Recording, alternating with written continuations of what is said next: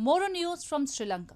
Sri Lankan President Ranil Wickremesinghe has told the Wall Street Journal that it was not the right time for former President Gotabaya Rajapaksa to return to the country, as it could inflame political tensions. Rajapaksa fled the island nation on July 13 and stepped down from his position after facing calls to resign over his handling of the country's economy.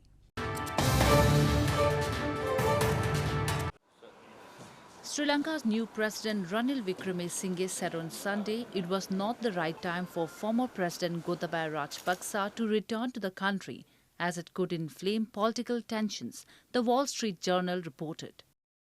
Rajapaksa, after facing calls to resign over his handling of the country, fled on July 13 and stepped down from his position. Days later, Wickremesinghe won a vote in parliament to become the new president.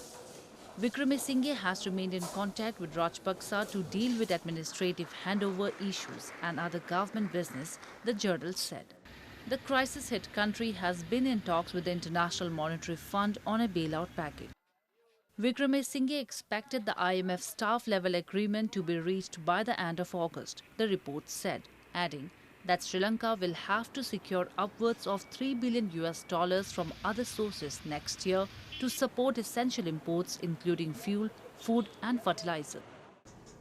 The ongoing economic crisis in Sri Lanka has forced some women to turn to sex work for earning an income and run their houses. Life has not been easy for 21-year-old sex worker who had been working in a textile factory and later as a daily wager to support her family. However, the meager income was not enough to sustain them. Thus, she started working as a sex worker.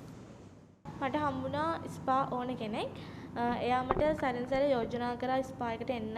මෙහෙමයි මීට වඩා මේ ගාණක් එතනදි ගන්න පුළුවන් ඔයා එන්න. එහෙම කිව්ලෙත් මං ඒ දවස්වල ඒකට අකමැති වුණා. ඊට පස්සේ මේ රට තත්ත්වෙත් එක්ක ආර්ථික තත්ත්වෙත් එක්ක මට මේ මුදල් අවශ්‍යතාවය වැඩි වුණා. ඊට පස්සේ මම හිතුවා මේ රස්සාවට යනවා කියලා. According to Executive Director of Stand Up Movement, Lanka, an organization working for the rights of sex workers, most of them were not able to find any jobs and they did not have any alternative apart from sex work.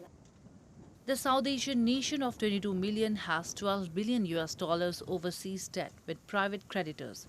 It defaulted on a bond payment earlier this year and is struggling to pay for imports of basic goods.